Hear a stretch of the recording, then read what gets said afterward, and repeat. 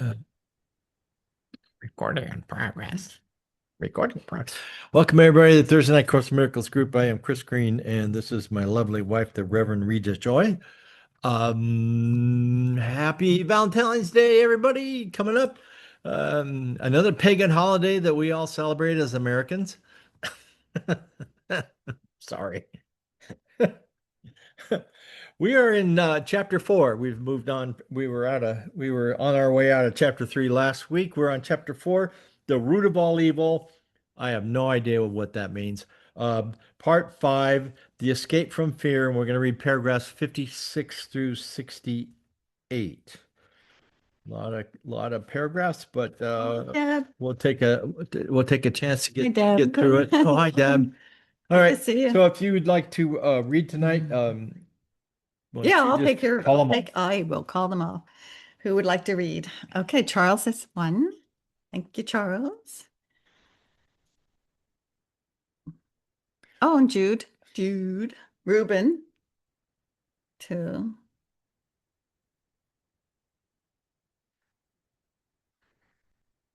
And Janet. Yes. Oh, okay. All right. Okay.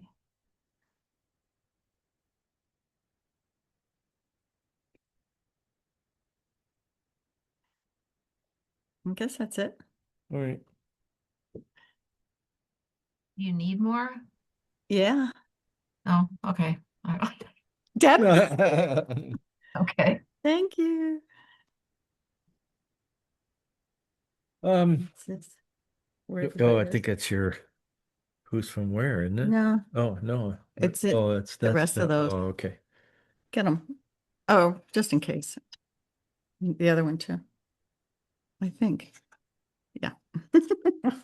Okay. All right. Put these back. I guess I don't know. All right. Oh. Okay. All right. So at this time, Yeah. Well, please mute your microphones so that we don't get any background noise during meditation, and Joy will lead us in guided meditation. Okay. okie dokie. Okay, so we'll just close our eyes and bring all the awareness right within the center of our being.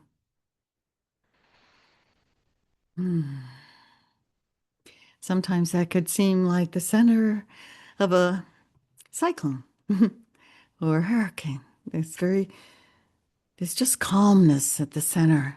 Everything could be swirling around, but at the center, there's peace and calmness. I can remember to go there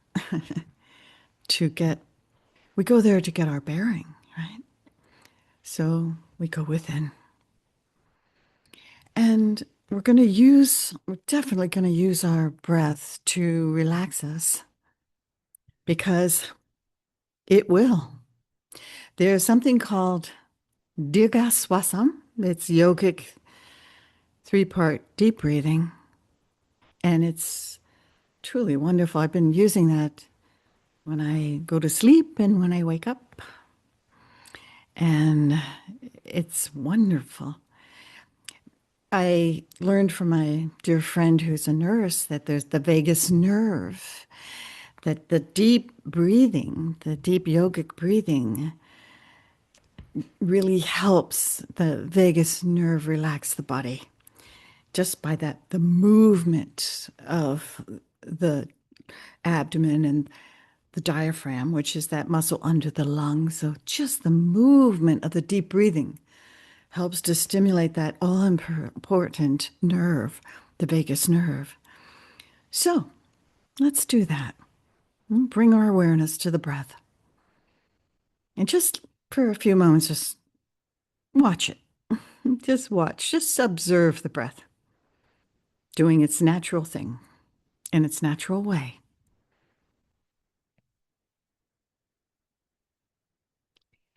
And as we do this, you might get a sense of presence. We're in this moment of now together. We're experiencing this moment of now as we watch our breath together. It's very powerful. Even if you're watching this video afterwards, time is just now, always now. And so after we have watched our breath for a few minutes,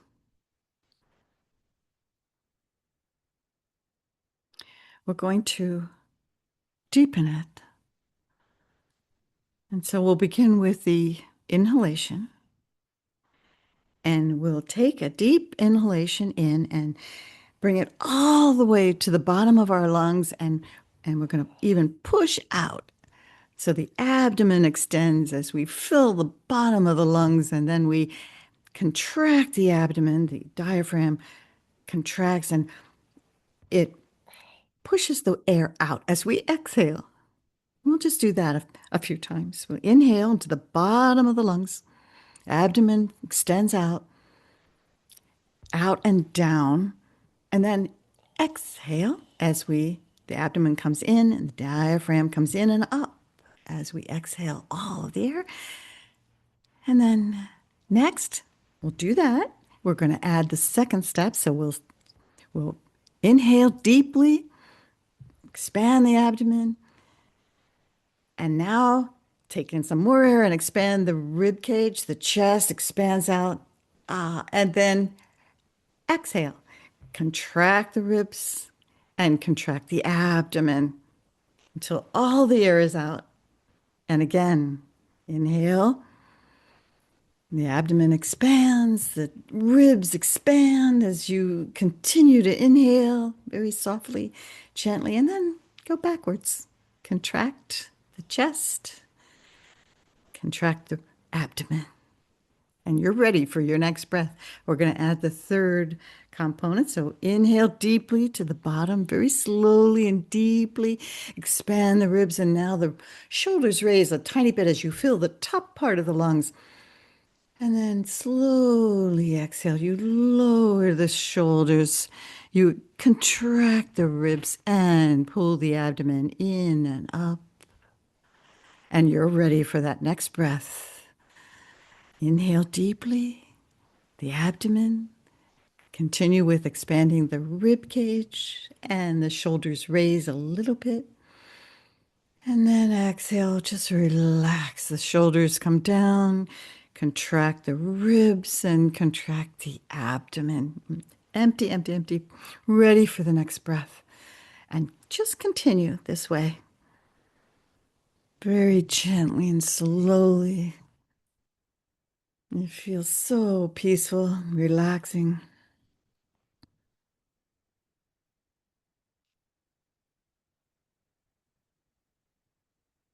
Very present. So when you have something to do in the present, it keeps you focused. It keeps you present. Staying with the breath will keep you present. That's why they have those mala beads, because you have to stay with the bead. You have to move to the next bead, right? You have to move to the next bead. So it keeps you focused until you drop the beads. Keep going. What we're going to do as we finish up, what we're going to do is we're going to exhale longer than the inhale. So on the next exhalation, exhale. Everything, all the air is out, and we're going to inhale the abdomen. That's a count of one. The chest is a count of one, and the shoulders are a count of one. So that's 3.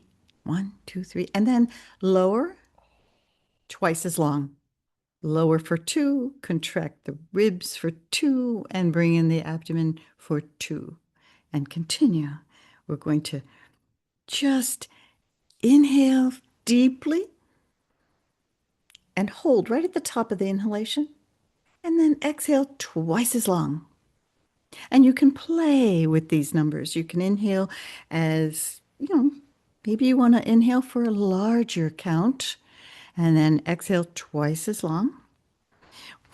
When you really get into this, the exhalation is ready. It's 4 times. 4 times. So when you, on your own, if you want to experiment with this, you inhale for 1 count, you double it on you hold it for double the count, and exhale 4 times the the count on the inhale. So if you inhaled for 3, you hold for 6, and you exhale for 12. Just keep going for a little longer. This will mitigate the effects of stress, of cortisol that our body creates when we're in stress. It will calm our nervous system. It will help us to hear the loving thoughts of God and not our fearful, limiting thoughts. Now we'll bring the breath back to normal. So that's called 3-part yogic breathing, Dirga Swasam.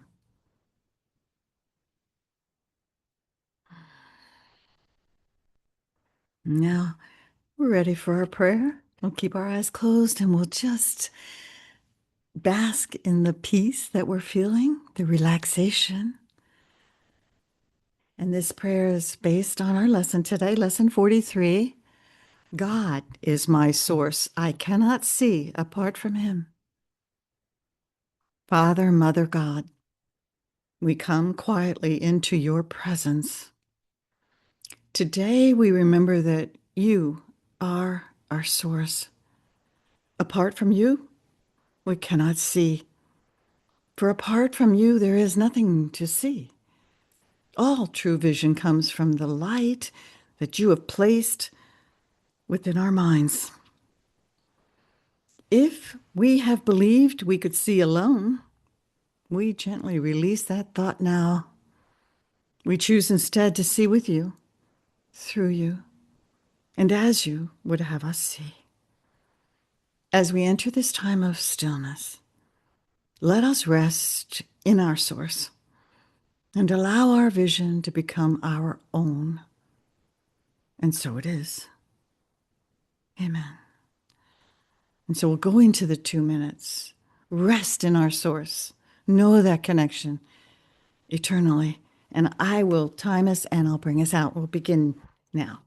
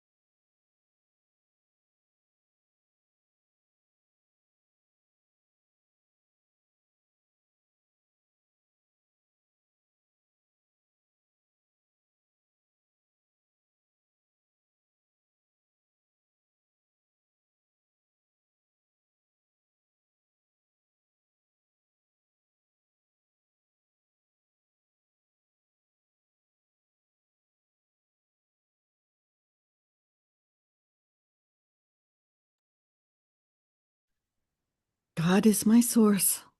I cannot see apart from him. When we're ready, we'll open our eyes.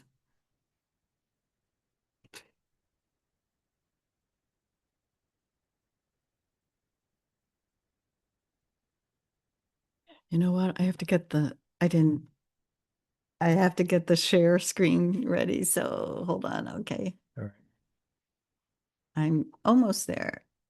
I got that. And then I got to do share. Where is it? Share. Yes. Where is it? Oh, I didn't want that. I don't want that. I want that. There we go. Alrighty. So pretty good. Yep. Pretty good.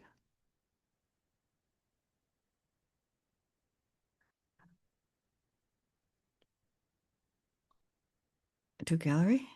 Yeah, sure. Move it down. How is that? Is that big enough for everyone to say, yeah? You think, should I make it larger? No, that's fine. How about it? Anyone? It's okay? Yeah. Okay. All right. Okay. Okie doke. All right, we're in chapter 4 tonight, the root of all evil, part 5, the escape from fear. We're going to start with paragraph 56. And Charles, that's you. If you cannot hear the voice of God. If you cannot hear the voice of God, it is because you do not choose to listen. The fact that you do not listen to the voice of, excuse me, the fact that you do listen to the voice of your ego is demonstrated by your attitude, your feelings, and your behavior. Your attitudes are obviously conflicted. Your feelings have a narrow range on the negative side, but are never purely joyous. Your behavior is either strained or unpredictable. Yet this is what you want. This is what you are fighting to keep and what you are vigilant to save. Your minds are filled with schemes to save the face of your egos, and you do not seek the face of God. The class in which the ego seeks to see its face is dark indeed. How can it maintain the trick of its existence except with mirrors? Where you look to find yourself is up to you. Not holding any punches with this one. Mhm. It's pretty much straightforward. We love to share our stories and our concerns and our worries. And we have a certain affection towards them because they keep us sharing our helpless behavior and attitude, what appears to be, how would you say, influential in everything we see, influences our feelings and our attitudes and our behavior. And the more we share and more we agree upon it, more unpredictable everything becomes. No, it doesn't hold any punches here. He's pretty straight, you know. The face is dark indeed. Thank you. I'm complete. Mhm. Thanks, Charles. Thanks, Charles. Hello, Steve. Good to see you. Elizabeth, good to see you. Who? Elizabeth? Steve Yeah. and Elizabeth came And up, Steve, yeah. came up Welcome. after Okay, meditation. yeah. Welcome. You know, look at that. He says, your your attitudes are obviously conflicted. Your feelings have a narrow range on the negative side, and you are never purely joyous. And your behavior is either strained or unpredictable. Oh my God. Ah, and it says this, yet this is what you want. And Today, okay, I've talked about being stressed before, and today it came back, the stress, and it's all around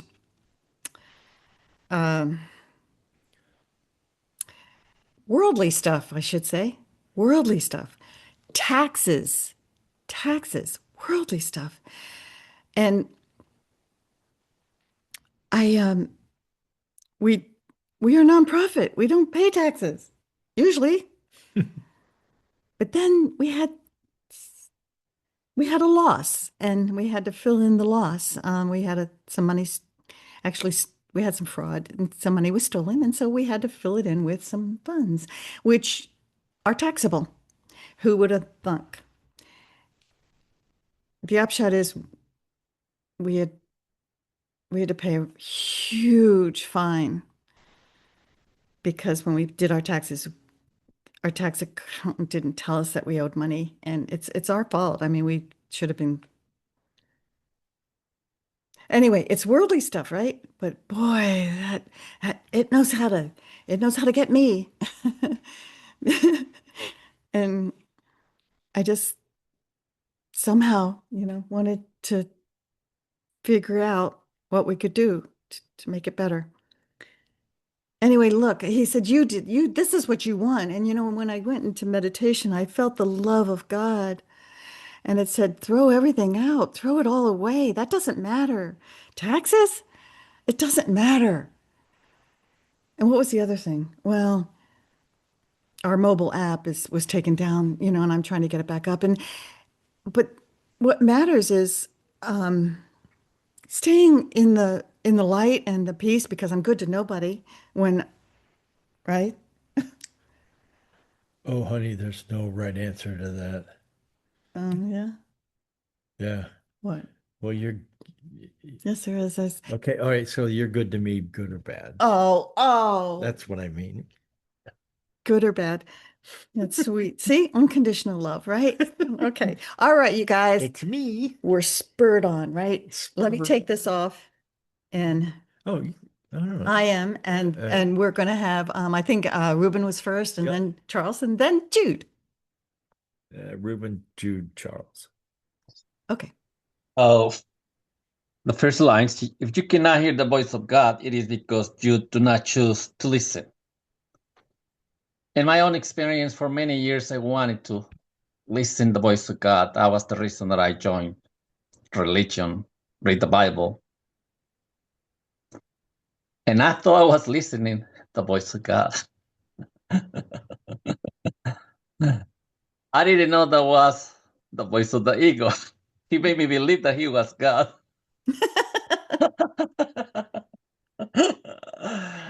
Oh my God. He made me believe that was God. Religion made me believe that was God talking to me. Mhm. So I didn't know how to listen to God till I shared before about an addiction. And I had a near-death experience in 1996. And I was so angry with God before that. And I wanted to listen the voice of God, and I was just listening. Nothing. Till I had enough. And I surround myself. I just look, God, I don't know you're really there, but I'm so tired. I am tired, and I just want to be with you. I don't want nothing else then. I just want to rest. I just want peace. And finally, I was able to hear something from the core of my being. And what about your family? I was like, well, what's the point to have family? You don't have a body. You don't have health. You're dying. And what about your dreams? I don't want them if I'm not in peace. I had enough of this nonsense. So what is what you want? I just want to rest. I just want to be with you. I don't want nothing else than being with you. I just want peace. And suddenly I was able not to hear, to feel the love in God's voice. From the core of my being, I was able to leave the place where I was and find a room, find a place, a corner, because my room was a mess.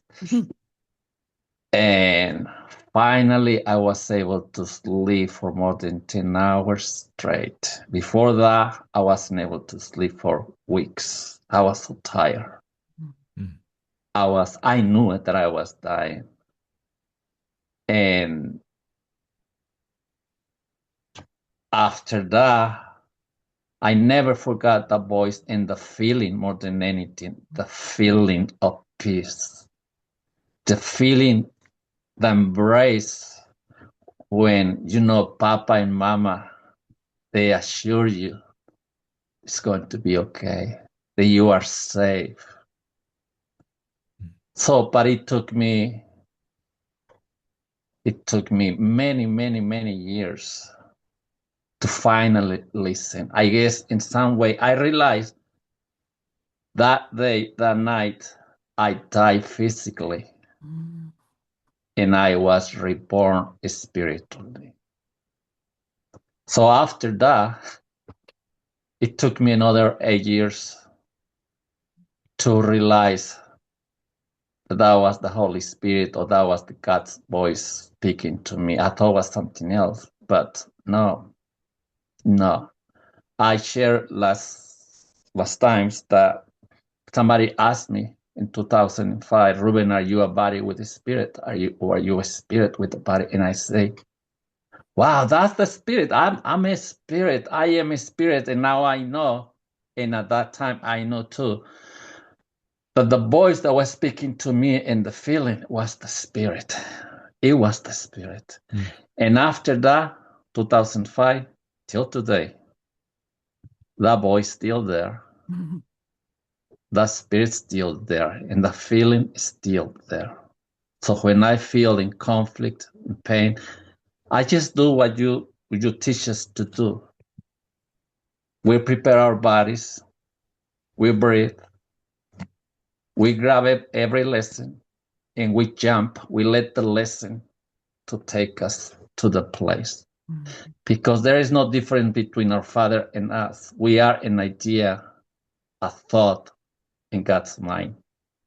And today's lesson is 43. It's an idea in my mind. Mm. It's my daughter. Mm. That idea is my daughter because I am an idea in God's mind. I am his son. Mm-hmm. So I take this idea very seriously. Mm. God is my source. I cannot see apart from him. So I make the idea mine. We become one. And I just let the lesson of today lead the way. Mm. And tomorrow I have a new idea, a new baby. So thank you. I'm complete. Thanks, Ruben. Thank you. Judy, did you fall off there? Oh, I'm still here, but I'll pass. Thank you. Oh, okay. All right. Go ahead. Go ahead, Charles. Oh, her hand went down. It probably timed down. Yeah. Yeah. Go ahead, Charles. Well, put it down. Down. Yeah. It's an old Zen saying, put it down. Yeah. Focus on old, which we are all getting as we breathe. Yeah. Yeah. Wisdom just happens. It just happens all the time. I'm Go gonna ahead, Charles. I'm gonna borrow a line from many famous comedians. Are you ready for chills and spills and thrills? how we go through the roller coaster of life where you can never get it done and you can never get it wrong. Mm. It's just that we tend to want to trust in everyone and everything all around us, that everything's going to work out okay if we just trust them. If we just trust people, if we just trust how things are working. Why do we need to trust in God? Why do we need to trust in the voice for love? Where's compassion? Where's mercy? Where's forgiveness? The thrills and chills and spills in the roller coaster ride. They take us for rides, for highs and lows and this and that. Yet, and we're out of breath and we're wondering, is this ever going to work itself out? Are we ever going to get caught up? Or is it ever going to, we go through lifetime after lifetime after lifetime until we realize, oh, it's just a ride. Oh, we're here to hold each other's hand while we go through whatever we go through. We're here to hug and embrace and walk with them while they go through it. We're not here to fix them. We're not here to change their minds. We're just here to love and be with them because people tend to hide things because of fear. They're not always honest. They're not always straightforward. And the only way you can know is through the voice of God, the voice of love, that everything is okay. But to know that as an experience is different than a concept in one's mind. So wisdom comes from us going through all the trials and all the thrills and chills and all the roller coasters, living on the edge of life. Uncertain. Uncertainty abounds in this world. Only certainty comes from putting our hands in our heart and listening to our heartbeat. And when that stops, we're home. Mm. We're home in love. Mm. Just remember our heartbeat is that what keeps us on the ride here. It keeps us together as one as we go through the journey together. And when that stops, then we're here on the other side supporting everyone going through the thrills and chills. We don't go anywhere. We're still here. They don't recognize us because they're so absorbed in all the things that are going on in their lives. Thank God for the wisdom and love and this new age are very wise souls who've been through a lot and are coming back to bring a greater and more wonderful and brighter future for all. This thing's going to get better, but the ride's going to get more exciting as well. So look forward to all the wonderful things that are shaping up for the new that come into this world, because they will be demonstrating a lot more because of all that will unfold before them. That's why I said I love that song. God did not promise you a rose garden, but he planted you as the rose within the garden. And that makes everything. Anyways, thank you. I'm complete. Yep. Thanks, Charles. Except that ride, I think, the little sign where it says you have to be this tall to ride the ride. I still think it's about a foot above my head. So go ahead, Jude, and then you're up for 57 if you want to share, and then go ahead and read 57. Good. I just Okay. want to thank Reverend Reja Joy for sharing, um, the fears and anxieties that the world's appearances engender in us. And this is why we come together to strengthen these ideas and practice together. And this part of the text has always been particularly helpful to me. So if we can read it, I think it will be helpful for all of us. Thank you. Cool.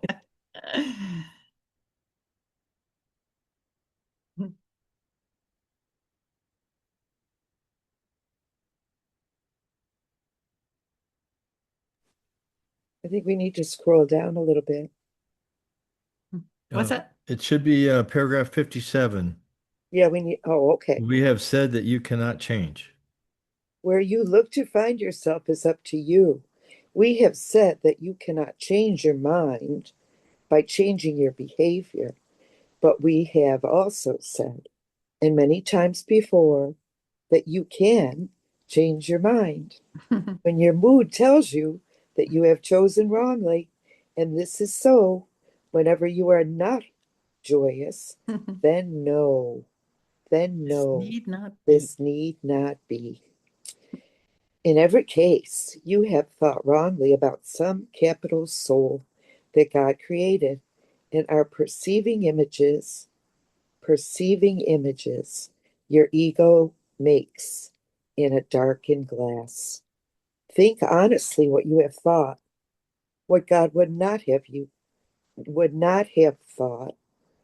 Think honestly what you have thought that God would not have thought, and what you have not thought that God would have you think. Search sincerely for what you have done and left undone accordingly, and then change your minds to think with God's.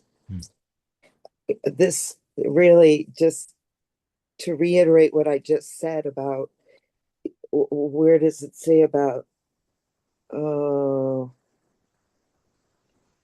in every case you have thought wrongly about some capital soul. Capital soul means the sonship in its entirety to me. So to judge any part of it for me is wrong. I can't judge any part of it, because to judge any part of it is to judge all of it. So in every case, I've thought wrongly about some soul, the sonship that God created as whole, totally, and completely perfect. And our perceiving images, that's what I said, the fear that the world's images engender in us, the tax man, the fraud maker, the penalties to be paid, the perceiving images that my ego makes in a darkened glass. That's to see through the blind eyes of perception. That perception is looking through a glass dimly, that I'm not seeing the truth. I'm missing the truth. That there is absolute, that God's beneficence is in everything. And only the ego would see it differently. Like, I may not like what I see, but here it is, another opportunity for spiritual awareness or spiritual growth, which we don't always like, but here it is. This is what I have to do. I don't judge anything, and I think honestly what I have thought that God would have me think. How would God have me see this? And it reflects the lesson today that I cannot see without God. I cannot see without God. I am blind. I'm looking merely through Judy's own perception and judgment. Thank you. I'm complete. Thanks. Thanks, Jude. Thanks, Jude. I don't think the gallery is going to show. I think it's just the speaker view. Pretty sure. Oh, Yeah. oh yeah. Yep. We'll see. I'm not sure when I have the screen up with the reading, I'll have to check this, but I'm recording to my computer and the setting, I might only be seeing the speaker, and that's okay. But I like the gallery view because it's so, it's our community. So, wait, I'm going to take It's our it. I'm gonna it's stop. our extended family. Yeah. So, yeah. All right. All right. So anyway, anyone else on that paragraph? 56. Change your mind. You can change your mind. Oh God, thank God. Right. All right. What? As Haywood Banks would say, he would go through the different parts of the brain and say, I put rouge on my oblongata, and I put, Oh, baking powder overall. on my, Cortex yeah, cortex. for your. Then he said, I've made up my mind. He made up his mind. I Oh, made up my okay. mind. Yeah. So Yes, he did. interesting song. Oh, is that a song? It's a song. Oh, It's okay. a song. Okay. Well, now Charles quoted a comedian, so I can quote a singer. When it, what, what- He's what's that? he set the protocol. So this is so cool whenever you're not joyous. Okay, so right? Yeah, it's funny they would say joy, Yeah, joy, wow. joyous. Joyous. But that's the first indication. Okay, I'm not joyous. I'm not. And come to think of it, yeah, there have been Right. yeah. When I'm not joyous, I'm not thinking with the mind of God. I'm thinking with my lower mind, and Right. it's not pretty. So, Yes. It okay. uh, uh for me, just after doing this for so many years, over and over and over, um, I've developed an allergic reaction to the ego. Yeah. And so now, when not only am I not joyous when I'm in there, I almost get like not hives or anything like that, but it feels like there is something just drastically wrong. Yeah, there is. Yeah. And the funny part is that we are not a body, and yet my body, my physical body, is telling me there's something wrong. Mm. Yeah, so it's really kind of interesting how that kind of awareness I've been I've been able to develop that kind of awareness to know, all right, okay, all right, yeah, this is ego, this is wrong. I should not be using this to, uh, how did it say, predict your behavior or act and your behavior should not you should not be acting as if you're an ego. You should be acting as if, like Ruben says, you should be acting as if you're coming from spirit Yeah, and then you're not acting, you just are or being. being, right, You're right, being. right. So if I'm acting in my behavior, then it's ego. But if I'm just being, then it's spirit, or it's the loving God of. And what's funny is and Jacob says this too. She goes into, yeah, we both do, goes into a reaction, right? Reaction. And you can watch yourself do it. Does that mean you change? Sometimes no, Right.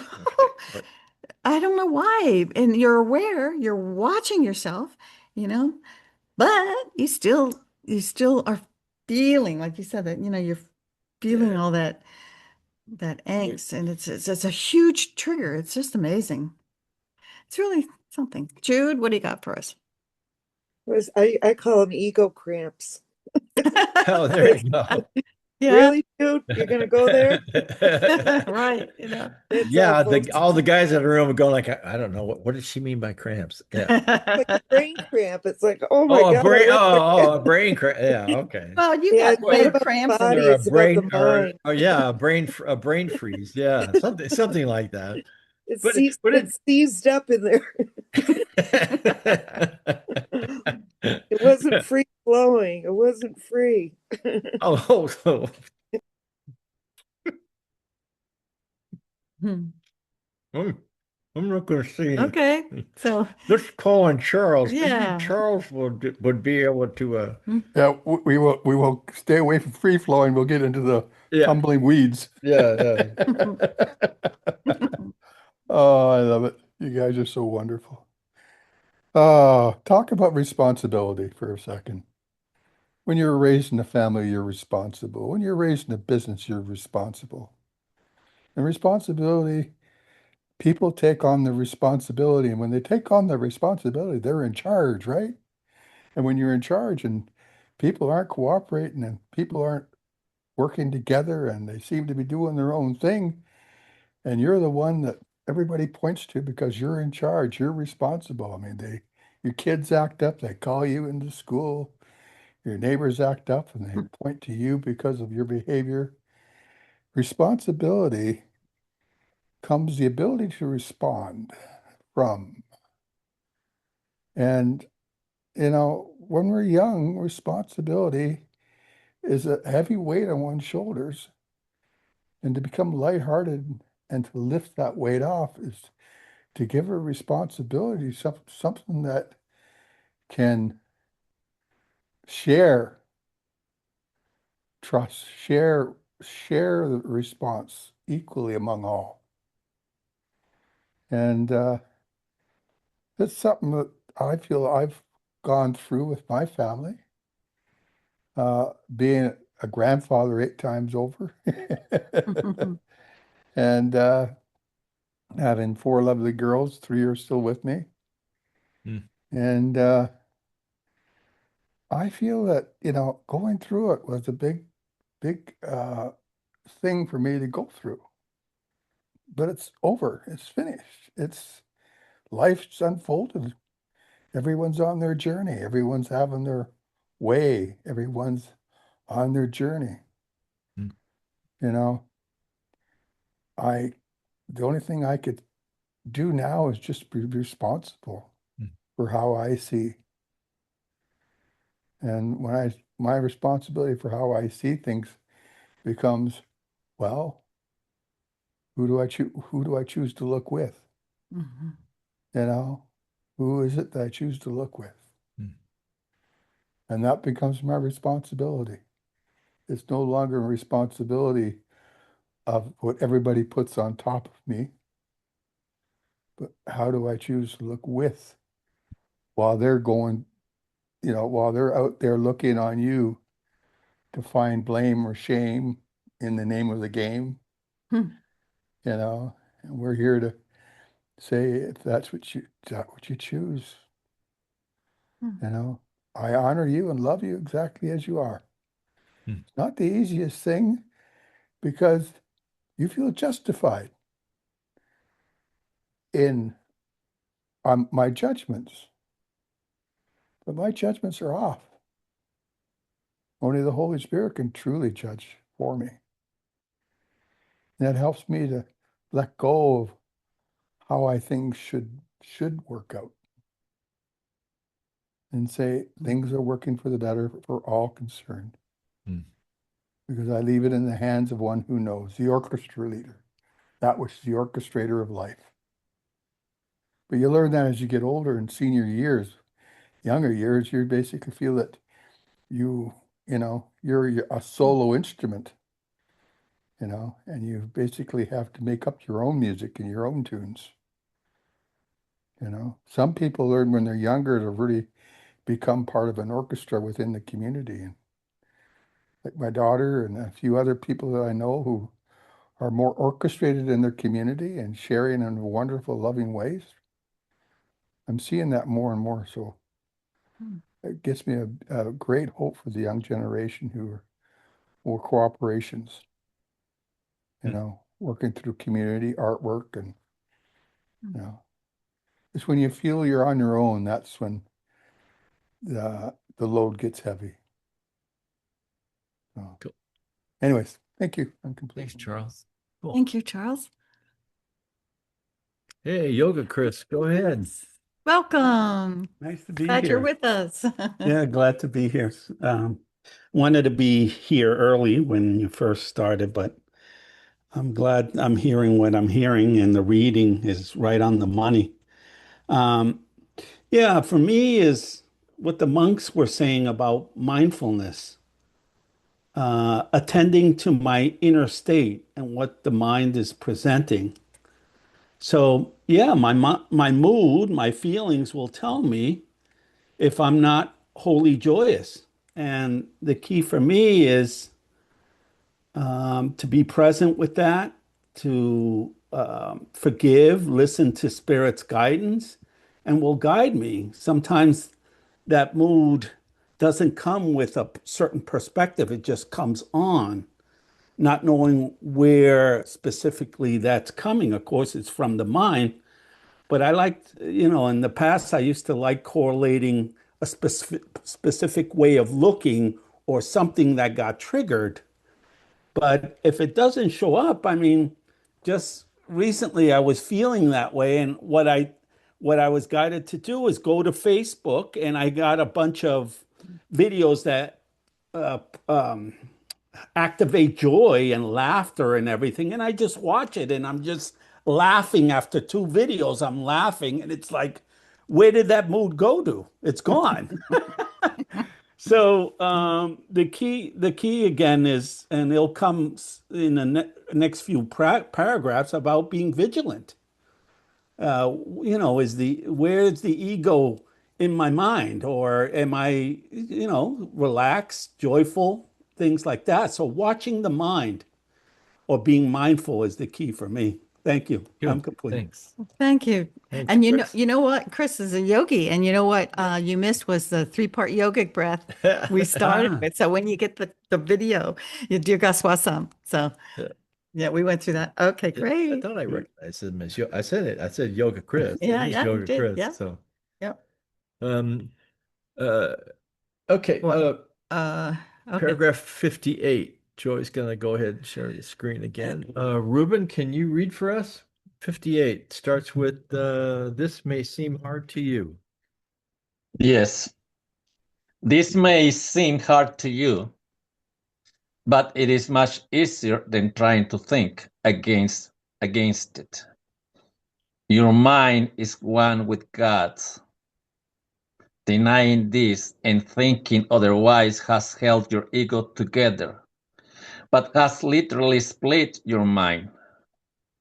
As a loving brother, I am deeply concerned with your mind and urge you to follow my example as you look at yourselves and at each other, and see in both the glorious creations of a glorious Father.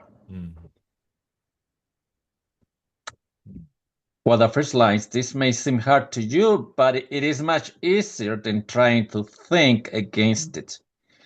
Your mind is one with God. Not your body, Ruben. Not your body, your mind. Your body is just a thought in your mind. Your taxes, Ruben, they're just thoughts in your mind. And when you remember that everything is a thought, everything is idea in your mind, and you are a thought and idea in God's mind, everything becomes more easy. God extends himself to you, Ruben, an idea, a thought. Your work, Ruben, is to extend yourself to the taxes, to the doctor, to your body. They're just thoughts. They're just thoughts. Do not deny them. Embrace them. You complain about the ego, Ruben. It's a thought in your mind. And that boy show up because he's looking for love. And what are you doing, Ruben? Blaming him.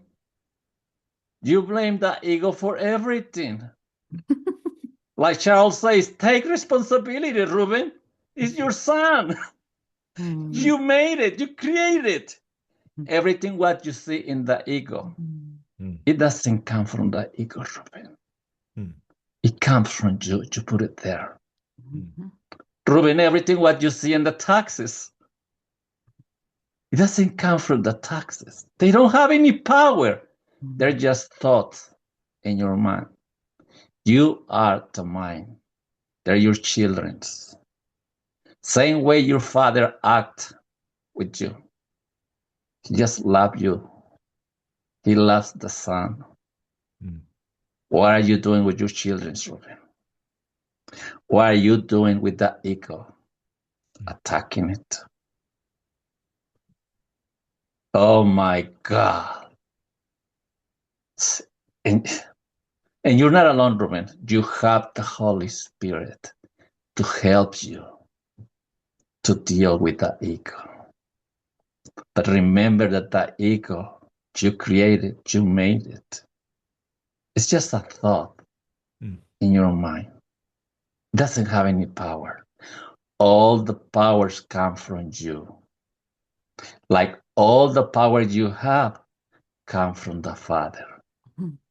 Go back to the Father and let the Father, that is love, that is unity, extend itself to the taxes. Oh my God. To the ego, to everything. Stay in the light. Stay in the light. I was like, today I had an experience with insurance, and I know taxes are coming, but I am the light of the world. I am the giver of life. Of course, I am the giver of stress too, but what do you want to give, Ruben? Love. Because what I give is what I receive. Mm. I give conflict, I give attack. That's what you receive. You give love. So thank you. I'm complete. Thanks, Ruben. Thank you. It's a good thing to think about. That should hang on to that. I think it's you got it. Where is it? Bringing Where it is up. it? Where is it? There it is. Oh, there it is. Janet, can you read 59? It starts with when you are sad.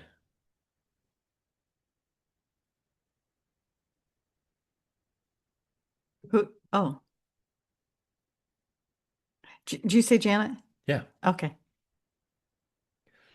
Oh, you're on mute. No, yeah, she's gonna get there. Oh, she got her glasses on. There you go. There you go. When you are sad, know that this need not be. Depression always arises ultimately from a sense of being deprived of something you want but do not have. No, you are deprived of nothing except your own decisions, and then decide otherwise. And this follows along with paragraph Ruben just read. And he's a hard act to follow, but yes, it's all our mind. What our inward being is, where we feel depressed. Sometimes we don't exactly know what it is that we don't have, and are kind of searching for it. And then it's like back to the old basic thing: choose again. We have to know that everything we have is from God our Father. We are complete and whole. And then we just have to choose to be happy and joyful. And as some of the other speakers said, it is great to have helpful things to get you out of that little pity party you're having, and try to sing a song or think of something funny, and also try to quiet your ego, and don't let them take your power, and go back to know that you have everything you need, and you always will be. So you shouldn't be wanting or be sad for anything, which is always seen in the material world, obviously.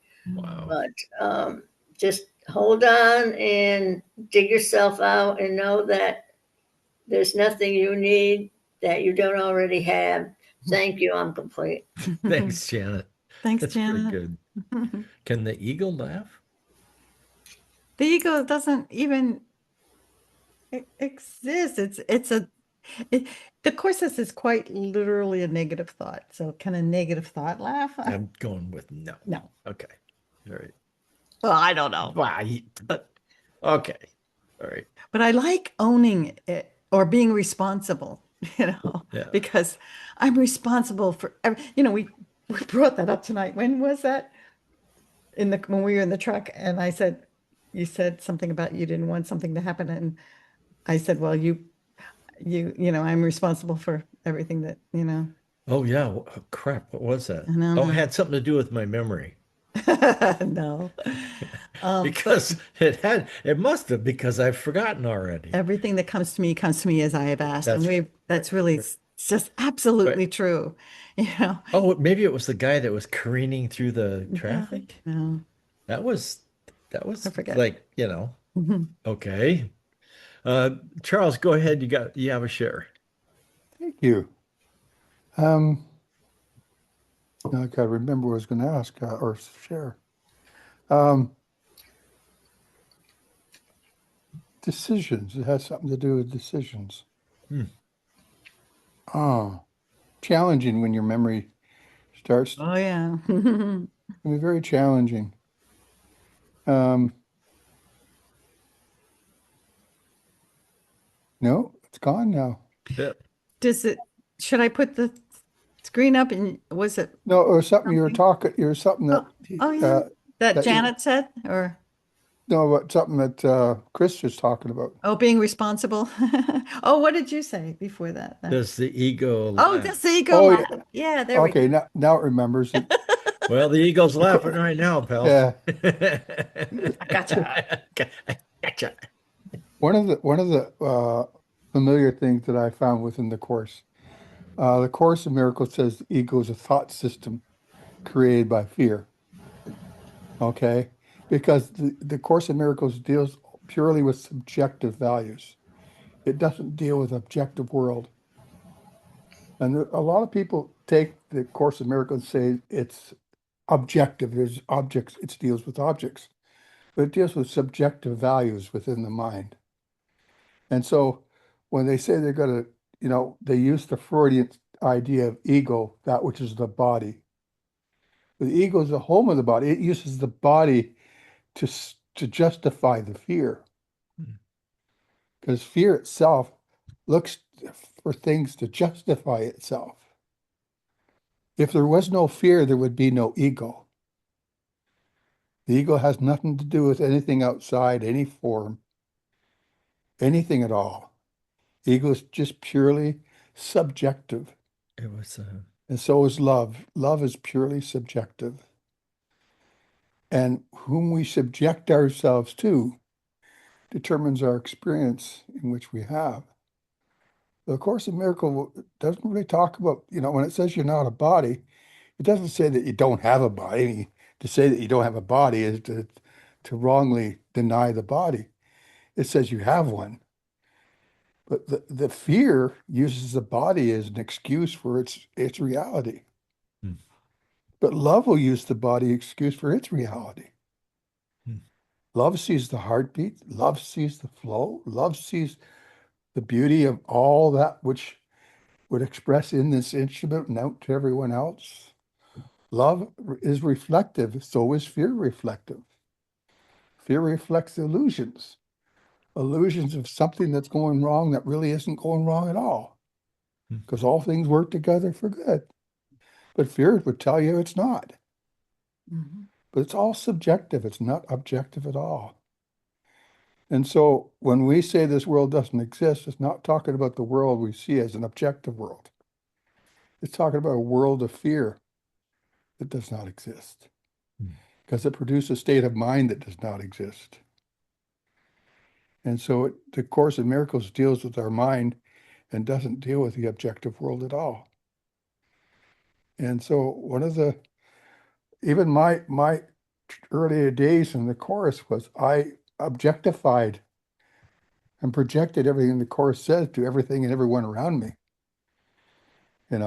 I realize now it's not about anybody. It's not about my body. It's not about anything in the world. It's not about the traffic. It's not about the pollution. It's not about the filth and the dirt. It's about my attitude. Very subjective.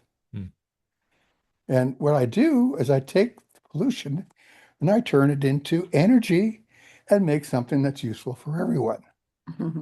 Now they have CO2 engines that take the CO2 and create energy out of it.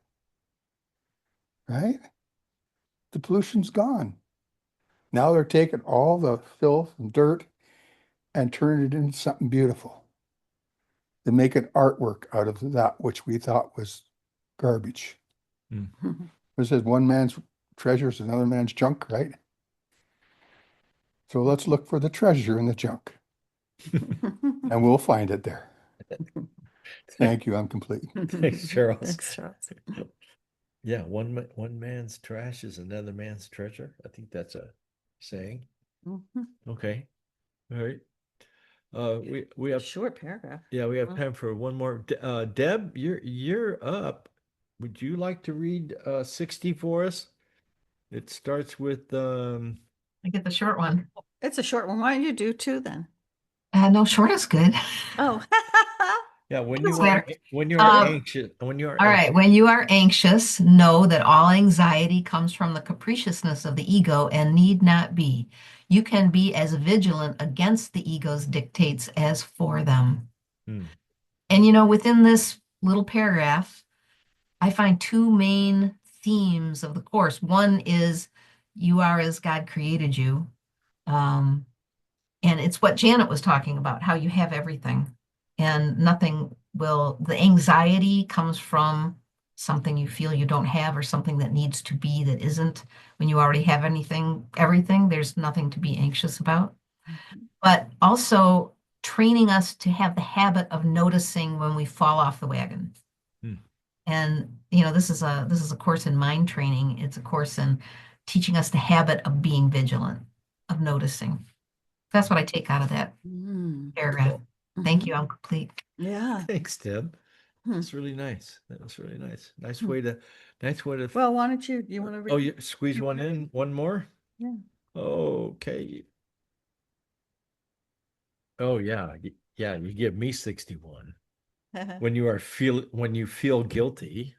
Well, why not? Okay. All right. I'll do it. Okay, Where is it? right there. When you feel guilty, know that the ego has indeed violated the laws of God, but you have not. Leave the sins of the ego to me. That is what atonement is for. But until you change your mind about those your ego has hurt, the atonement cannot release you. As long as you feel guilty, your ego is in command because only the ego can experience guilt. This need not be. I guess I've never really put pure guilt into the ego bucket category. Oh, really? Wow. Why not? Well, I guess um, I've I've kind of lost the ability to feel guilty, but I always thought that, like, Charles had spoken about responsibilities. I always felt that uh, if I felt I was responsible for something and it was failing, then I would always feel guilty about the fact that Mm-hmm. it was failing and I was responsible. Mm-hmm. Like Charles would say, a business or being a father or things like that. So, You um, wouldn't say save me, right? yes, I would. Save me, Charles, save me. Or no, that's Jude's job. Is that your shot? Oh, It's Jude.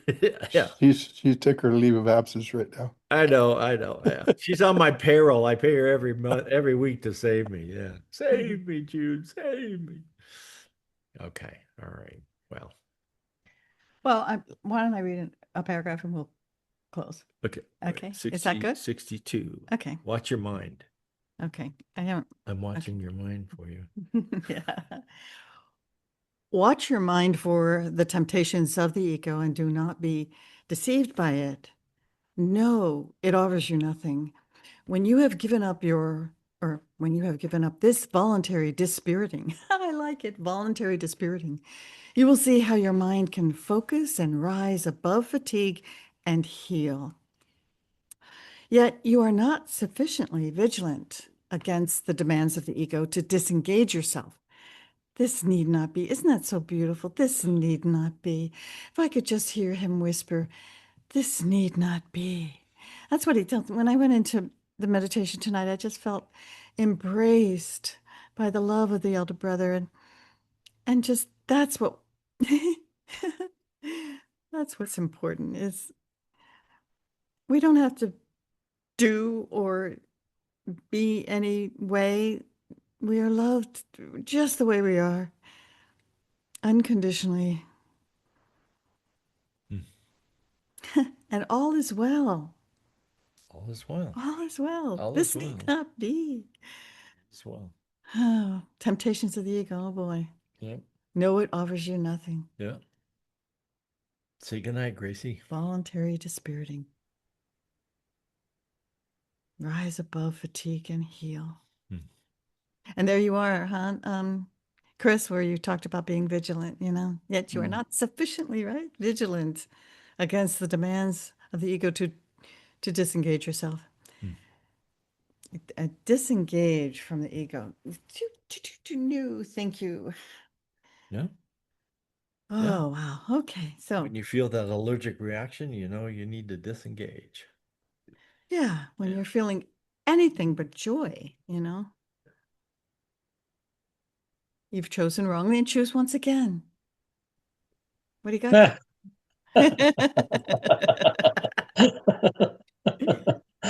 All right, Charles. All right, Charles. All right. Save me, Charles. Save me, Charles. Yeah. Perfect love casts out fear. Okay. If fear exists, then there is not perfect love. Okay. Okay, but fear exists. That means the love I'm using is not pure love. It's a love that's based upon self. Hmm. It's not pure love. Hmm. I'll put my hand on my heart and I seek the pure love of God's light. I lift that light of God's love high within and seek God's praise in all that I do this day. This is the day that peace will bring. Cool. As I announce this to the universe and announce this as a pure, radiant light that blazes as a spark of the divine that gives rise to my being and gives rise to all beings, in matter of fact, then I get into the mindset of asking pure love to cast out fear.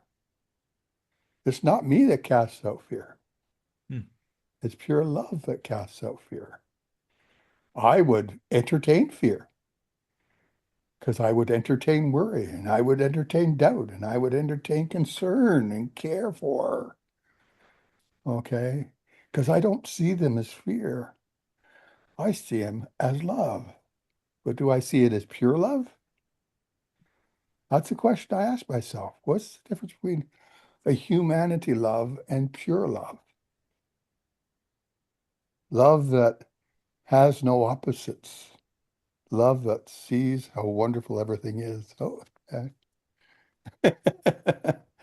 anyway, I always come down to the point that perfect love casts out fear. And since I am not the author of perfect love, then I always seek for perfect love as that which would any concerns or fear that I would have or any friends would have, I would ask for perfect love to cast out the fear.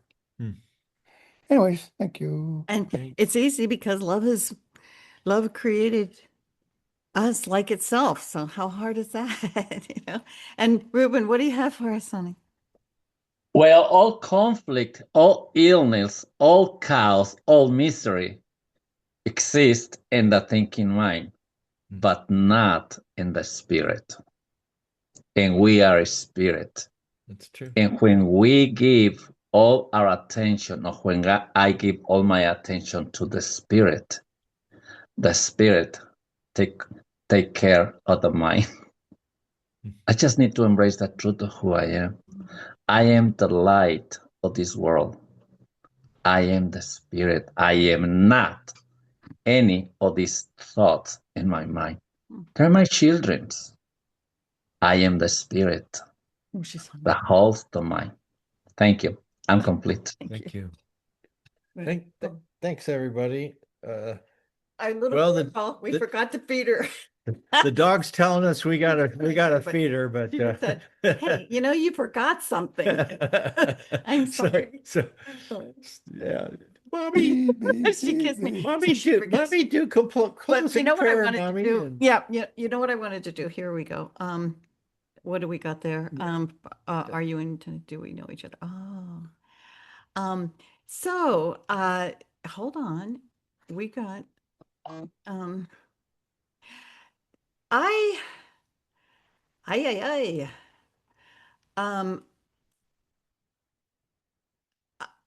this this, Charles.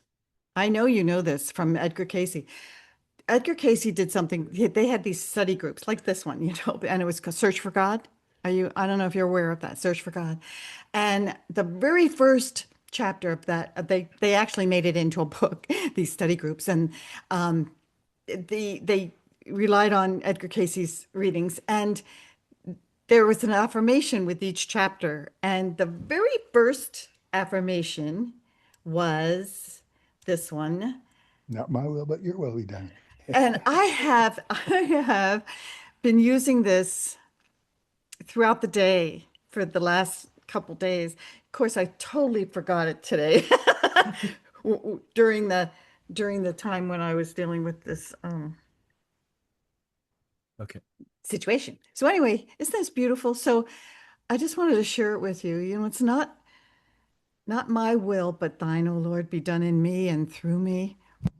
Let me ever be a channel of blessings today, now, to those that I contact in every way. Let my going in, my coming out, be in accord with that thou would have me do. And as the call comes, here am I. Send me, use me. And I learned this decades ago, and it just opened my heart then and continues to open my heart. This is the first book I read before the Course in Miracles. Yeah. Oh, cool. Wow. So, all right, so we will, oh boy, we'll close by joining with each other because we chose to be here tonight and spend this time with one another. And we feel that connection. There's no accidents. And I'm blessed. So we imagine that we're close our eyes, imagine that we're standing up and we're holding hands in a circle, and we feel that communion and connection. We feel the Christ mind that is ours, each of ours, that one self that we share with one another and our source.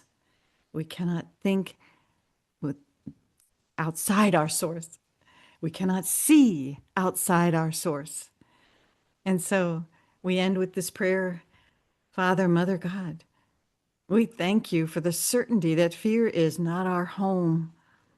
We acknowledge that fear was born of separation, and separation was but a mistaken thought. Nothing real has been threatened. Nothing eternal has been lost. We release the belief that we can be apart from you. We release the fear that seemed to follow from that belief. Your love has never left us, and we have never left you. Help us choose again, whenever fear arises, to turn not toward defense, but toward remembrance. Let us accept the atonement for ourselves and rest in the safety that has always been ours. As we leave this time together, may we walk in quiet confidence, knowing that love is stronger than every illusion and that peace is our natural state.